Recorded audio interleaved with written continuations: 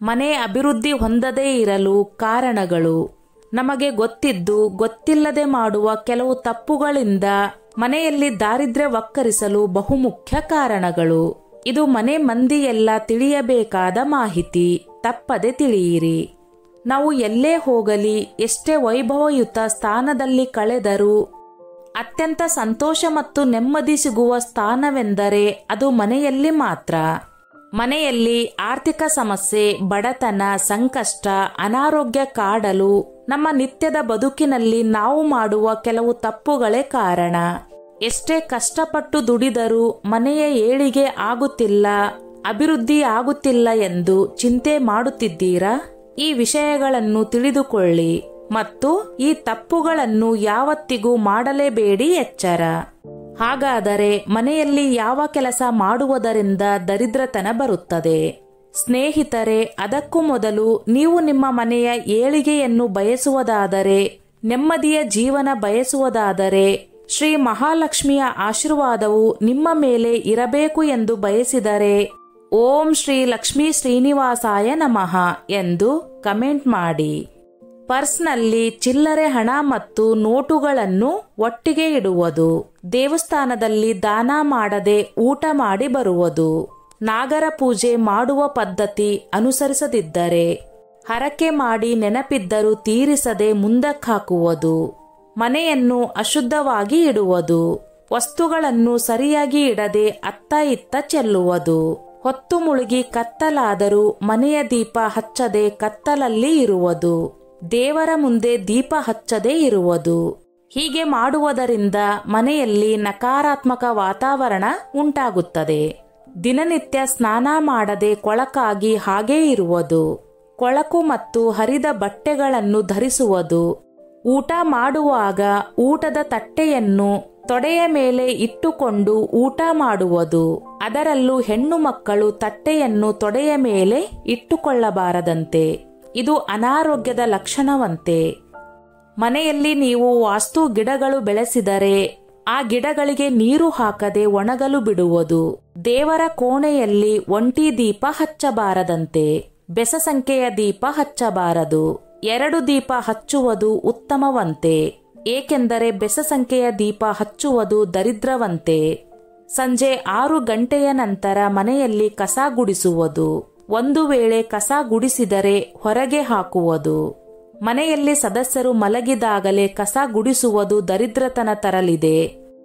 ಸದಾ ಬೇರೆಯವರಿಂದ ಅಥವಾ ಬೇರೆಯವರ ಮನೆಯಿಂದ ಏನನ್ನಾದರೂ ತೆಗೆದುಕೊಳ್ಳುವುದು, ಮನೆಯಲ್ಲಿ ಹೆಣ್ಣು ಮಕ್ಕಳು ಮುರಿದ ಬಾಚಣಿಕೆಯಿಂದ ತಲೆ ಬಾಚಿಕೊಳ್ಳುವುದು, ಮನೆಯ ಮುಂದೆ ತುಳಸಿ ಕಟ್ಟೆಯ ಮುಂದೆ ಚಪ್ಪಲಿಯನ್ನು ಬಿಡುವುದು ಮತ್ತು ಚಪ್ಪಲಿಯನ್ನು ಬೋರಲು ಹಾಕಿ ಹಾಗೆ ಬರುವುದು, ಹಲ್ಲು ಕಚ್ಚುವುದು, ಉಗುರು ಕಡಿಯುವುದು, ಹೊತ್ತಿಲ್ಲದ ಹೊತ್ತಿನಲ್ಲಿ ನಿದ್ರೆ ಮಾಡುವುದು, ತಡವಾಗಿ ಊಟ ಮಾಡುವುದು ಮತ್ತು ತಡವಾಗಿ ಸ್ನಾನ ಮಾಡುವುದು, ಯಾವಾಗಲೂ ಮನೆಯಲ್ಲಿ ಸಣ್ಣ ಪುಟ್ಟ ವಿಷಯಗಳಿಗೆ ಕೋಪಿಸಿಕೊಳ್ಳುವುದು ಮತ್ತು ಜಗಳವಾಡುವುದು, ದೇವರ ಕೋಣೆ ಸ್ವಚ್ಛಗೊಳಿಸದಿರುವುದು ಅಥವಾ ದೇವರ ಪೂಜೆಯನ್ನು ಮಾಡದೇ ಇರುವುದು, ಒಡೆದ ಕನ್ನಡಿಯನ್ನು ಮನೆಯಲ್ಲಿ ಇಟ್ಟುಕೊಂಡು ಅದರಲ್ಲಿ ಮುಖವನ್ನು ನೋಡಿಕೊಳ್ಳುವುದು, ಸದಾ ಶೌಚಾಲಯದ ಬಾಗಿಲನ್ನು ತೆರೆದಿಡುವುದು ಮತ್ತು ಬಚ್ಚಲು ಮನೆ ಶೌಚಾಲಯವನ್ನು ಸ್ವಚ್ಛವಾಗಿ ಇಟ್ಟುಕೊಳ್ಳದೆ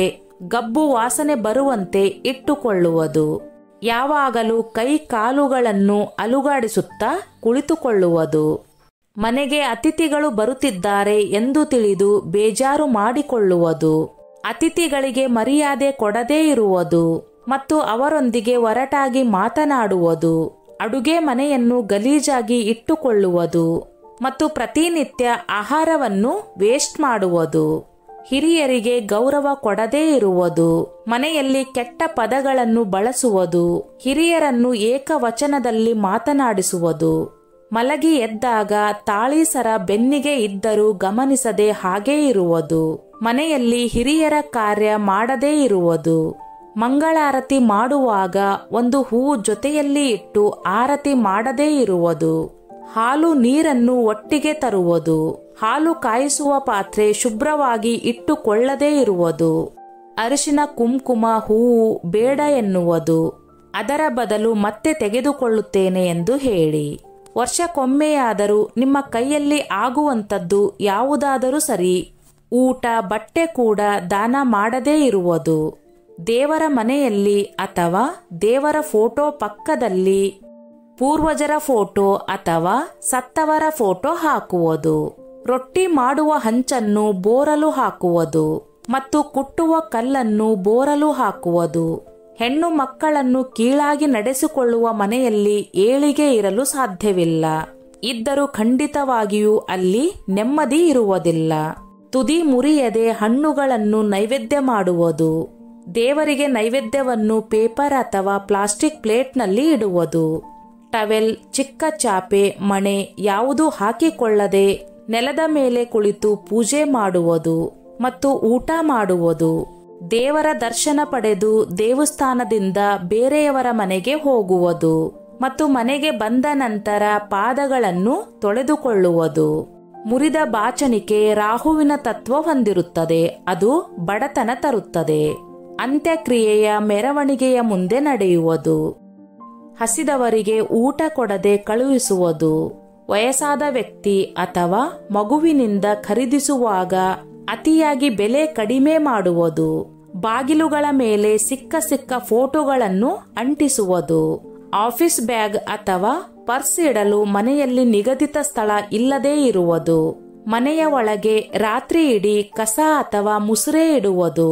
ಮುಸ್ಸಂಜೆ ಹೊತ್ತು ಮಲಗುವುದು ಮತ್ತು ಹಲ್ಲನ್ನು ಕಡಿಯುವುದು. ಮನೆಗೆ ಬಂದ ಅತಿಥಿಗಳ ಮೇಲೆ ಕಿರಿಕಿರಿಯಾಗುವುದು. ಊಟ ಇರುವ ತಟ್ಟೆಯನ್ನು ದಾಟುವುದು.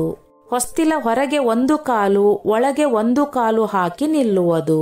ಅಥವಾ ಯಾರಿಗಾದರೂ ಏನಾದರೂ ಕೊಡುವುದು ಅಥವಾ ಯಾರಿಂದಾದರೂ ಏನಾದರೂ ತೆಗೆದುಕೊಳ್ಳುವುದು. ಊಟದ ತುತ್ತನ್ನು ತೂಕ ಹಾಕುತ್ತಾ ತಿನ್ನುವುದು ಅಥವಾ ಉಂಡೆಗಟ್ಟುವುದು. ಮನೆಯಲ್ಲಿ ಅತ್ತೆ ಸೊಸೆಯ ಜಗಳ, ಶಾಪ ಹಾಕುವುದು.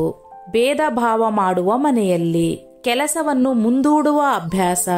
ಮ್ಯಾಟ್ಗಳು ಕೊಳಕಾಗಿದ್ದರೂ ಒಗೆಯದೆ ಅದನ್ನೇ ಬಳಸುವುದು. ಮಲಗುವ ಹಾಸಿಗೆ ವಾಸನೆ ಬರುತ್ತಿದ್ದರೆ ಒಣಗಿದ ಹೂವನ್ನು ದೇವರ ಕೋಣೆಯಲ್ಲಿ ಹಾಗೇ ಬಿಟ್ಟರೆ. ಮಕ್ಕಳ ಬಟ್ಟೆಯನ್ನು ಮಸಿ ಬಟ್ಟೆಯಾಗಿ ಬಳಸಬಾರದು, ಎಚ್ಚರ. ಮನೆಯಲ್ಲಿ ಲೋಭನ ಧೂಪ ಬಳಸದೇ ಇರುವುದು. ಅಮಾವಾಸ್ಯೆಯ ದಿನ ಮನೆಯನ್ನು ಒರೆಸುವಾಗ ನೀರಿಗೆ ಸ್ವಲ್ಪ ಕಲ್ಲುಪ್ಪು ಹಾಕಿ ಮನೆಯನ್ನು ಒರೆಸಿ. ಹೀಗೆ ಮಾಡುವುದರಿಂದ ಲಕ್ಷ್ಮೀ ದೇವಿಯ ಅಪಾರ ಅನುಗ್ರಹವನ್ನು ಪಡೆಯಲು ಸಹಾಯ ಮಾಡುತ್ತದೆ. ಅಡುಗೆ ಮನೆಯಲ್ಲಿ ದೇವರ ಫೋಟೋವನ್ನು ಇಡುವುದು. ದೇವರ ಕೋಣೆಯಲ್ಲಿ ಎಂದಿಗೂ ಖಾಲಿ ಪಾತ್ರೆ ಇರಬಾರದು. ಸ್ವಲ್ಪ ನೀರನ್ನು ಹಾಕಿ ಇಡಬೇಕು.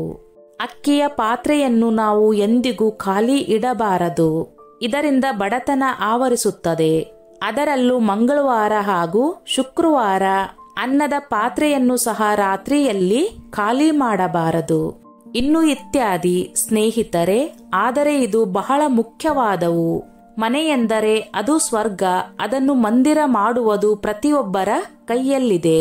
ಮೇಲೆ ಹೇಳಿರುವ ಲಕ್ಷಣಗಳನ್ನು ಹೊಂದಿರುವವರು ಆದಷ್ಟು ನಿಮ್ಮನ್ನು ಸುಧಾರಿಸಿಕೊಳ್ಳಲು ಪ್ರಯತ್ನಿಸಿ ಮತ್ತು ಸುಖವಾದ ಜೀವನವನ್ನು ನಡೆಸಿ. ಸ್ನೇಹಿತರೆ, ಈ ನನ್ನ ಮಾಹಿತಿ ನಿಮಗೆ ಇಷ್ಟವಾಗಿದ್ದಲ್ಲಿ ದಯವಿಟ್ಟು ಶೇರ್ ಮಾಡಿ, ಲೈಕ್ ಮಾಡಿ ಮತ್ತು ಸಬ್ಸ್ಕ್ರೈಬ್ ಮಾಡಿ.